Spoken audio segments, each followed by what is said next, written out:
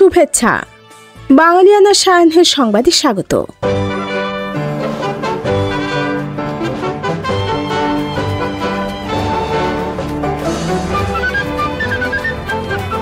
পুরো বিজয়ের মাস জুড়ে দেখুন বাঙালিয়ানার বিশেষ আয়োজন।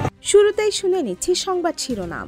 আগে প্রতিশ্রুতি দিলেও এখন এনসিপি সহ ছোট দলগুলোকে বেশি আসন ছাড়তে নারাজ বিএনপি ও জামায়াত। দলগুলোর ক্ষুব্ধ প্রতিক্রিয়া। খালেদা জিয়ার বিদেশ যাওয়া নিয়ে অনিশ্চয়তার ধোঁয়াশা, বারবার পেছাচ্ছে তারিখ। বোর্ডের সবুজ সংকেতের উপরেই নির্ভর করছে যাত্রা। মাগুরায় ভূমি অফিস ও সাব রেজিস্ট্রার অফিসে পেট্রোল বোমা হামলা, পড়ল জরুরি কাগজ ও দলিল।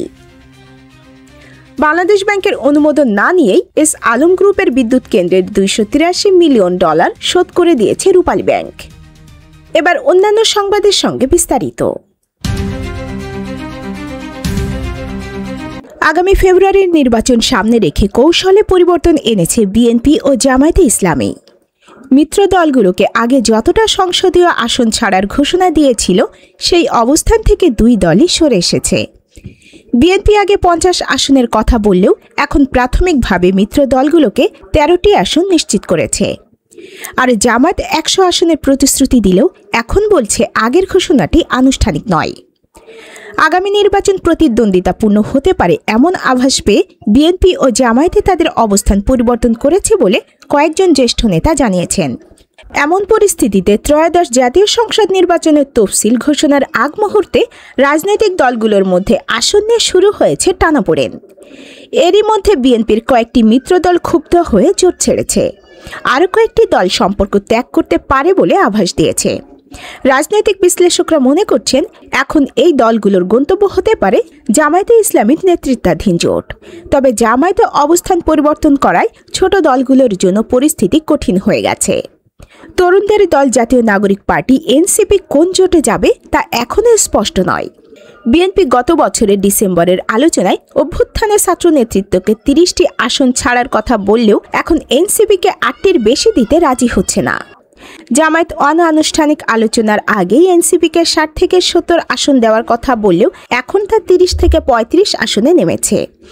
কাঙ্ক্ষিত আসন না পেয়ে 5 ডিসেম্বর শুক্রবার বিএনপির সঙ্গ ছাড়ার ঘোষণা দিয়েছে দলটির 18 বছরের পুরনো মিত্র লেবার পার্টি। প্রকাশ্যে ক্ষোভ জানিয়েছে নাগরিক ঐক্য ও বিপ্লবী ওয়ার্কার্স পার্টি। এছাড়া আসন না পেয়ে রাষ্ট্র সংস্কার আন্দোলন, বিএনপির মিত্রজোট গণতন্ত্র মঞ্চ ছেড়েছে আগেই।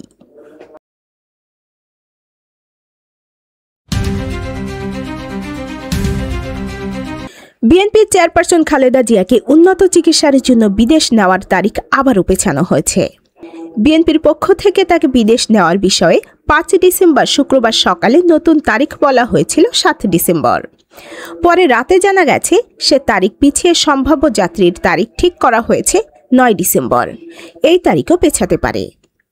খালেদা জিয়ার চিকিৎসা ও বিদেশ পাঠানোর বিষয়ে অবগত একটি সূত্র জানায়, খালেদা জিয়ার শারীরিক অবস্থা বিবেচনা করে তাকে বিদেশ পাঠানোর পরিকল্পনা আরও 2 দিন পিছিয়ে 9 ডিসেম্বর করা হয়েছে। তবে তার যাত্রার বিষয়টি নির্ভর করছে তার শারীরিক অবস্থা ও চিকিৎসকদের সিদ্ধান্তের ওপর।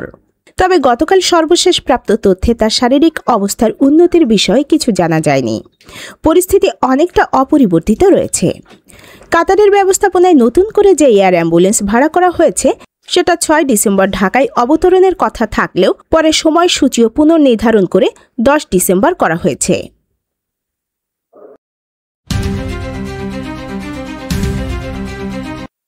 মাগুরায় সহকারী কমিশনার ভূমি অফিস ও সাব রেজিস্ট্রি অফিসে পেট্রোল বোমা ছোড়া হয়েছে। এতে আগুন লেগে সরকারি অফিস দুটির দলিলপত্র, গুরুত্বপূর্ণ নথি, কাগজ এবং আসবাবপত্র পুড়ে যায়। 6 ডিসেম্বর শনিবার রাত 3টার দিকে শহরের ইসলামপুর পাড়ায় পৃথক 2 কার্যালয়ে এ অগ্নিকাণ্ডের ঘটনা ঘটে বলে জানান মাগুরা ফায়ার সার্ভিস অফিসের স্টেশন অফিসার মোহাম্মদ আলী মোল্লা। মাগুরা সহকারী কমিশনার আসমা আক্তার জানান, রাতের আধারে দুষ্কৃতিকারীরা সহকারী ভূমি অফিসের পেছনের জানালা ভেঙে পেট্রোল বোমা নিক্ষেপ করে। এতে ভবনের নিচে থাকা কম্পিউটার আসবাবপত্র সহ জমিজমা সংক্রান্ত দলিল ও নথিপত্র পুড়ে নষ্ট হয়ে যায়। প্রায় একই সময় মাগুরা সহকারী সাব রেজিস্ট্রার অফিসেও অগ্নিকাণ্ডের ঘটনা ঘটে জানিয়ে সাব রেজিস্ট্রার শুভ্রা রানী দাস বলেন, দুষ্কৃতিকারীরা সাব রেজিস্ট্রার অফিসের কার্যালয়ে পেট্রোল বোমা নিক্ষেপ করলে অফিসের সামনে থাকা দলিল লেখকদের অফিস সহ সাব রেজিস্ট্রারের কার্যালয়ের নিচতলা পুড়ে যায়। এতে সাব রেজিস্ট্রার অফিসের জমি জমার দলিল, নথিপত্র ও লেখকদের প্রয়োজনীয় কাগজপত্র পুড়ে ছাই হয়ে যায় বলে জানান তিনি। বাংলার বিজয়ের ক্ষণগণনায় আজ ৬ ডিসেম্বর।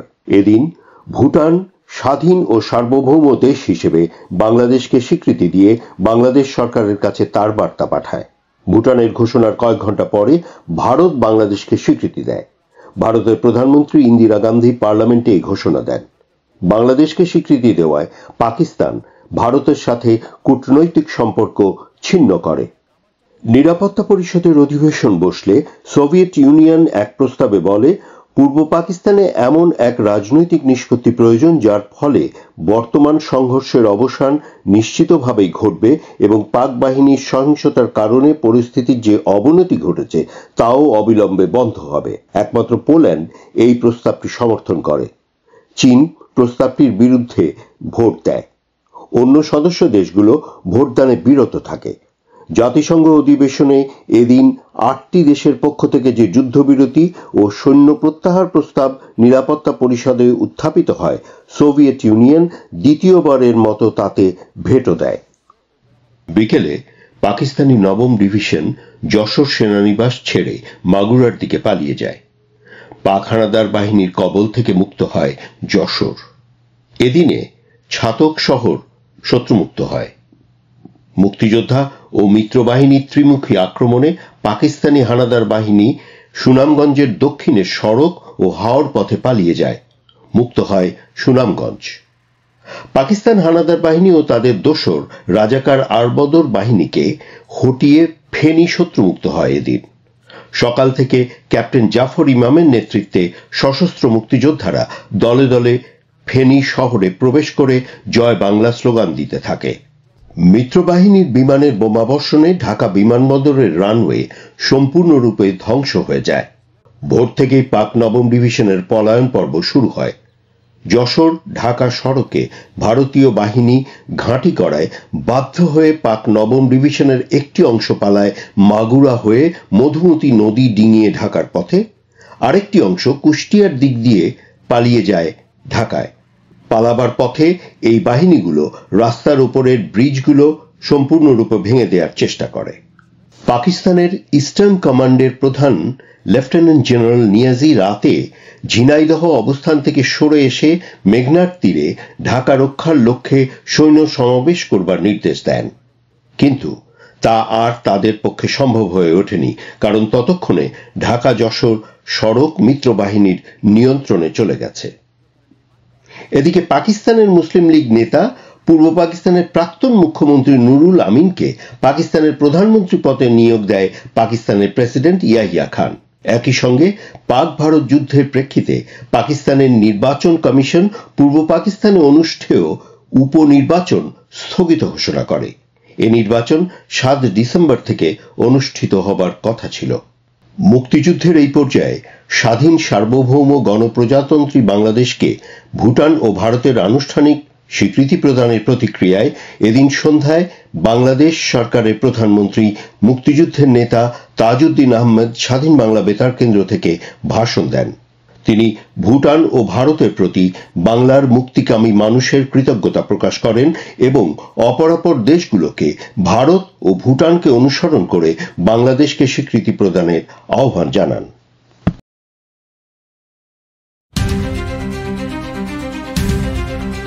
1971 সালের মহান মুক্তিযুদ্ধ চলাকালে ৬ ডিসেম্বর প্রথম দেশ হিসেবে বাংলাদেশকে স্বীকৃতি দেয় ভুটান। এর কয়েক ঘন্টা পরেও ভারতও স্বীকৃতি দেয় বাংলাদেশকে। এদিন সন্ধ্যায় বাংলাদেশের প্রথম প্রধানমন্ত্রী ও মুক্তিযুদ্ধের নেতা তাজউদ্দিন আহমেদ বেতারে এক ঐতিহাসিক ভাষণ দেন। তার ভাষণটি শুনবেন সংবাদ শেষ হওয়ার পর।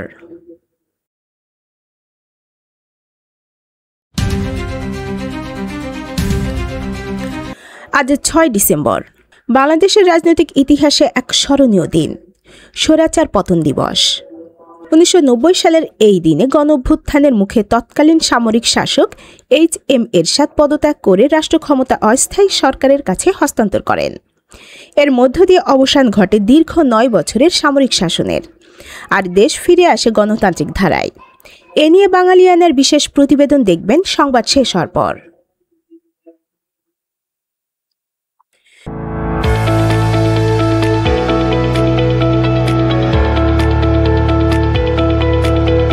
বাংলাদেশ ব্যাংকের অনুমোদন ছাড়াই SS পাওয়ার লিমিটেডের বিদেশি ঋণের $283 মিলিয়ন দুটি কিস্তিতে পরিশোধ করেছে রাষ্ট্রায়ত্ত রূপালী ব্যাংক। কেন্দ্রীয় ব্যাংক জানিয়েছে, অনুমোদন ছাড়া ঋণ পরিশোধের বিষয়টি ঋণ চুক্তির শর্তের ব্যত্যয় হয়েছে। এজন্য রূপালী ব্যাংকের কাছে চিঠি পাঠিয়ে ব্যাখ্যা চেয়েছে কেন্দ্রীয় ব্যাংক। বঙ্গোপসাগরের কূল ঘেঁষে বাঁশখালীর গন্ডামারা এলাকায় স্থাপিত বিদ্যুৎ কেন্দ্রটি এস আলম গ্রুপের ও চীনের সেপকো 3-র যৌথ মালিকানাধীন। এ বিদ্যুৎ কেন্দ্রের চেয়ারম্যান ও ব্যবস্থাপনা পরিচালক এস আলম গ্রুপের মোহাম্মদ সাইফুল আলম মাসুদ। চিঠিতে বাংলাদেশ ব্যাংক বলেছে, রূপালী ব্যাংক তাদের অনুমোদন ছাড়াই ব্যাংক অফ চায়নার সিঙ্গাপুর শাখায় ঋণের অর্থ পাঠিয়েছে। এর মধ্যে তৃতীয় কিস্তির $140 মিলিয়ন পরিশোধ করা হয় 2024 সালের 19 ডিসেম্বর এবং চতুর্থ কিস্তির $143 মিলিয়ন পরিশোধ করা হয় 2025 সালের 23 জুন।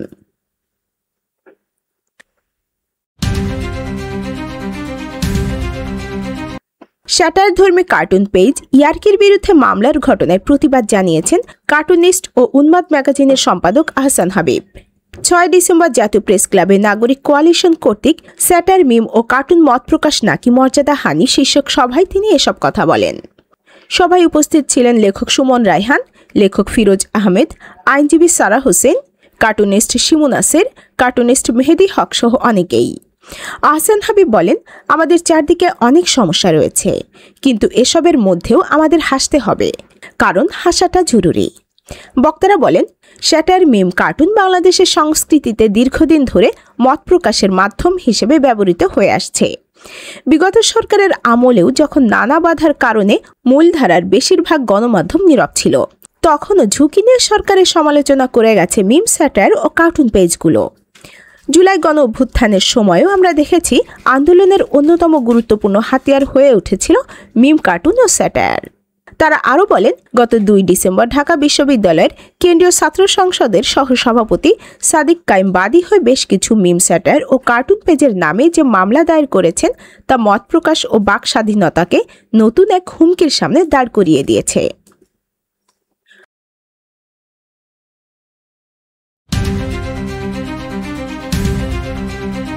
যুক্তরাষ্ট্রে জন্ম নেওয়া শিশুর নাগরিকত্ব পাওয়ার সাংবিধানিক অধিকার আছে কিনা তা নিয়ে শুনানি করতে সম্মত হয়েছে দেশটির supreme court. President Donald Trump জানুয়ারিতে দায়িত্ব গ্রহণের প্রথম দিনেই অবৈধভাবে বসবাস করা পিতামাতার সন্তানদের জন্য জন্মসূত্রে নাগরিকত্ব সুবিধা বন্ধ করে আদেশ জারি করেছিলেন, কিন্তু পরে সেটি কয়েকটি নিম্ন আদালতে আটকে যায়। সুপ্রিম কোর্টের শুনানির এখনও কোনো তারিখ ঠিক হয়নি। রায় পেতেও কয়েক মাস সময় লাগবে। তবে আদালত যে সিদ্ধান্তই গ্রহণ করুক না কেন, ট্রাম্পের অভিবাসন অভিযান ও আমেরিকান সিটিজেন বলতে কী বোঝায় তার উপর এর প্রভাব পড়বে। প্রায় 100 বছর ধরে যুক্তরাষ্ট্রের সংবিধানের 14তম সংশোধনী এই নীতি প্রতিষ্ঠা করেছে যে দেশটিতে কেউ জন্ম নিলে সে যুক্তরাষ্ট্রের নাগরিক হবে, তবে কূটনীতিক ও বিদেশি সামরিক বাহিনীর বিষয়ে এটি প্রযোজ্য নয়।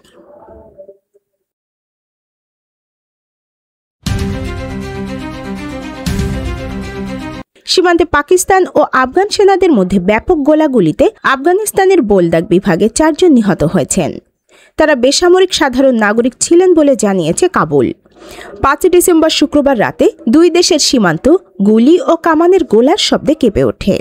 স্থানীয় সময় রাত 10:30টার দিকে গোলাগুলি শুরু হয়ে প্রায় 2 ঘন্টা পর থামে। গত অক্টোবর থেকেই উত্তপ্ত হয়ে আছে পাক আফগান সীমান্ত। ওই মাসে ব্যাপক সংঘর্ষে 2 শতাধিক মানুষ নিহত হন।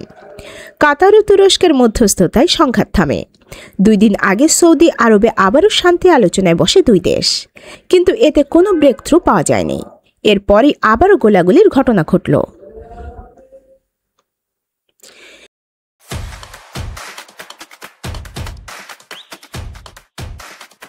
এবার শুনে নিচ্ছি বাঙালিয়ানা ক্রীড়া সংবাদ। বৈশ্বিক ফুটবল সংস্থা ফিফার প্রথম শান্তি পুরস্কারে ভূষিত হলেন মার্কিন প্রেসিডেন্ট ডোনাল্ড ট্রাম্প। 5 ডিসেম্বর শুক্রবার 2026 ফিফা বিশ্বকাপের ড্রয়ের আগে তিনি এ পুরস্কার নেন বলে জানিয়েছে বিবিসি। ফিফার প্রেসিডেন্ট জিয়ানি ইনফান্তিনো চলতি বছর থেকে এ পুরস্কার চালু করেছেন। দেওয়া হচ্ছে এমন ব্যক্তিকে যিনি শান্তির জন্য অসাধারণ ও অনন্য পদক্ষেপ নিয়েছেন এবং সারা বিশ্বের মানুষকে ঐক্যবদ্ধ করেছেন। বিশ্বকাপের ড্রতে ইনফান্তিনোর সঙ্গে হাজির হওয়া ট্রাম্পই যে এবারের পুরস্কার পেতে যাচ্ছেন তা আগে থেকেই ধারণা করা হচ্ছিল। গত কয়েক মাসে ফিফা প্রেসিডেন্টের সঙ্গে তাকে বেশ কবার একসঙ্গে দেখাও গেছে।